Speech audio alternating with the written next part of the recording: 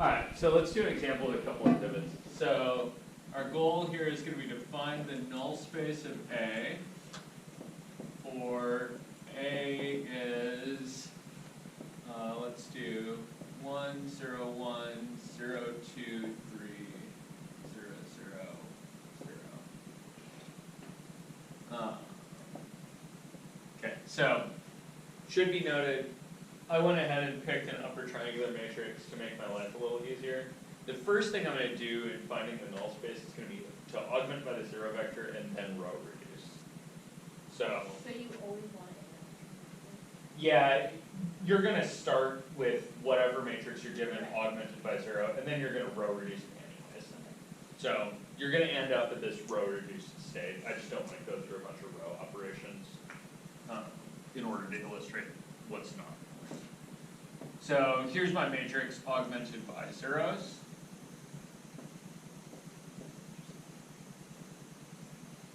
Okay. And then I want to think about how many pivots do I have.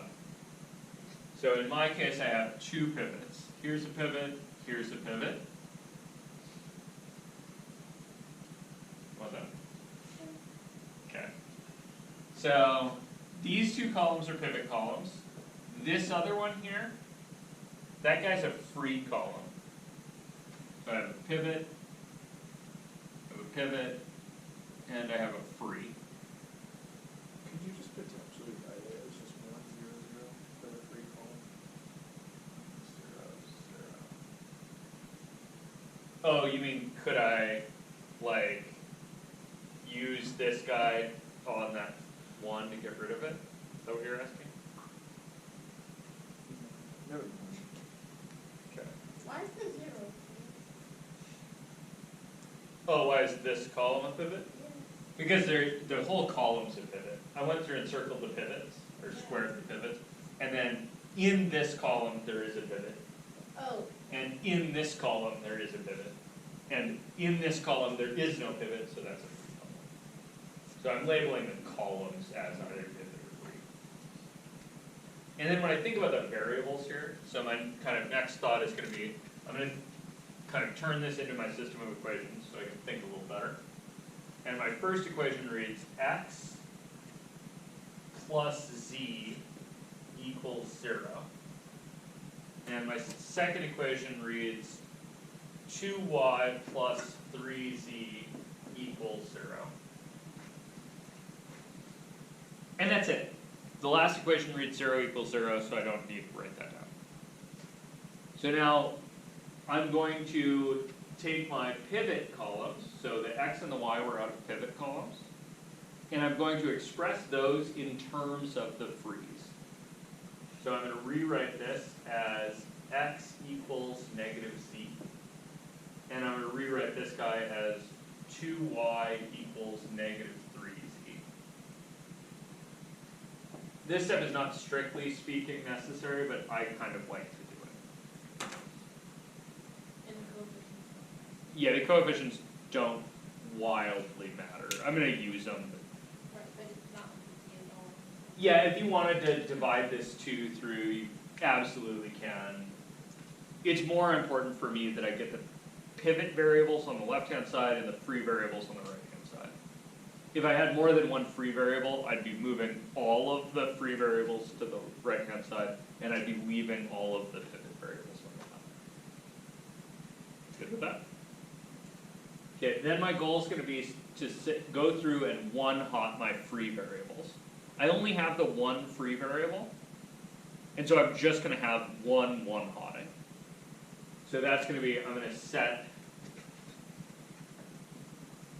z equal to 1.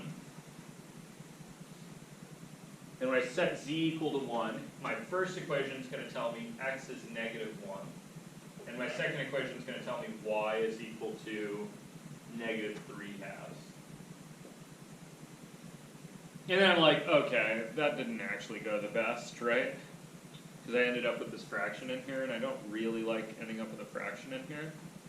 You can do a better job of one-hotting. You say, okay, so I set z to 1, and I got this annoying fraction. If I set z to 2, I wouldn't have this annoying fraction. So maybe I'll just nix this guy and set z to 2. So I'll get x is -2 and y is -3. Again, you can live with the fractions if you want. It's totally fine. You can write down your null space with a bunch of fractions in it. Not going to hurt my feelings. If you want to use, like, go through and make a slightly better choice for your one-hotting, you can do that. Either way. So what I'm going to end up with here is I've got a vector. So this stuff is really about me getting a vector that's -2, -3, 2. And what do I know about this guy here? Well, I know this guy is kind of the base for my null space. So I can say that the null space of A is the set of all things that look like a constant times -2, -3, 2, with my constant being any real scalar. Get down for it. Circle, check, done. That is indeed the null space.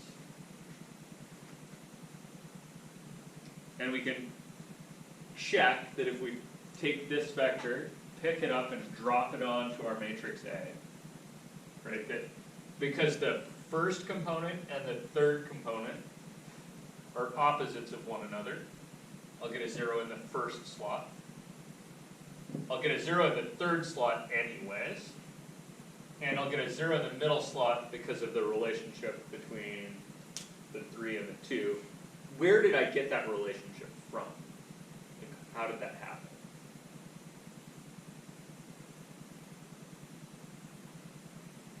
This maybe is a kind of perfect question. I got that relationship because I made it that way right here. Okay, see that? So as I was solving, I kind of forced this relationship to work. Cool. Does that help answer the 2 pivots thing? Okay. It is also pretty possible, and you have to be a little bit on the lookout when you're doing homework, that you might end up with a pivot column, a free column, and then a pivot column later. So don't get used to the idea that they're like, the pivots are to the left and the frees are to the right. They might be kind of mixed together. Cool? Okay. I think you guys are ready to try a couple on your own.